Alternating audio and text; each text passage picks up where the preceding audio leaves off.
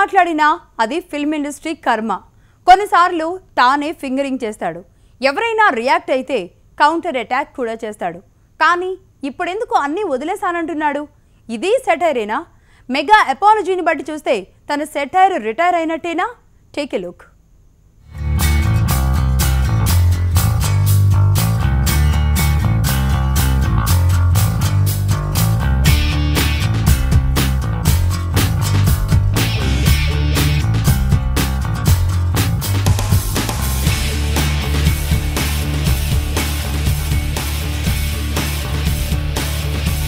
Varma sudden గా బుద్ధిమంతుడయ్యాడా? బోధి చెట్టు కింద కూర్చుని ట్వీట్స్ చేస్తున్నాడా? ఇంతకీ తనకేమైంది?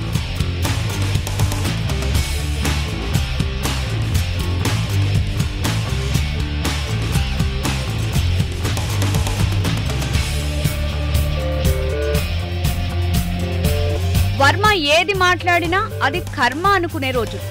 అలాంటిది నేను మారానోచ్ అన్నాడు. నమ్మేదిలా? అంటే క్షమాపణల వర్షం కురిపిస్తున్నాడు.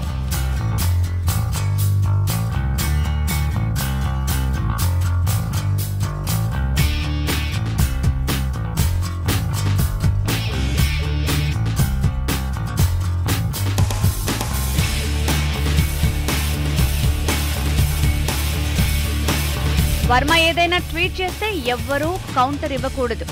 ఇస్తే ఎన్కౌంటర్ చేసేలా ట్వీట్స్ తో ఏకి పారేస్తాడు. కానీ ఇప్పుడెందుకు యూటర్న్ తీసుకున్నాడు?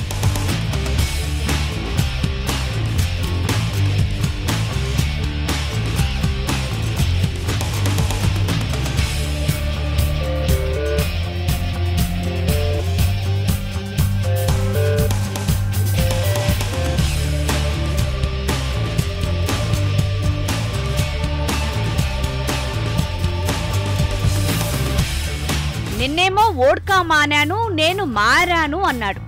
ఇప్పుడేమో సారీ చిరు అంటున్నాడు. నాగబాబుకి కూడా అపాలజీ చెప్పేస్తున్నాడు. ఇది నిజమా? సెటైర్ల సెగలో మరో భాగమా?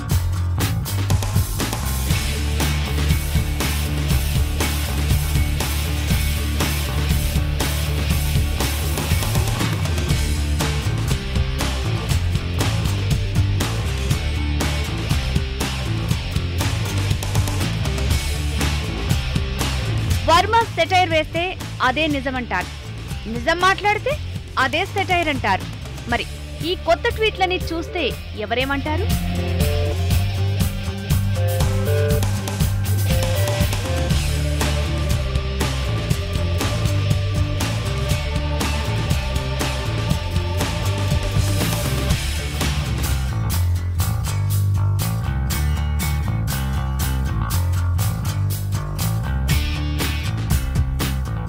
ఏంటో మొన్నటికి మొన్న ఓట్లేస్తూ మారానంటే జోక్ చేశాడనుకున్నారు.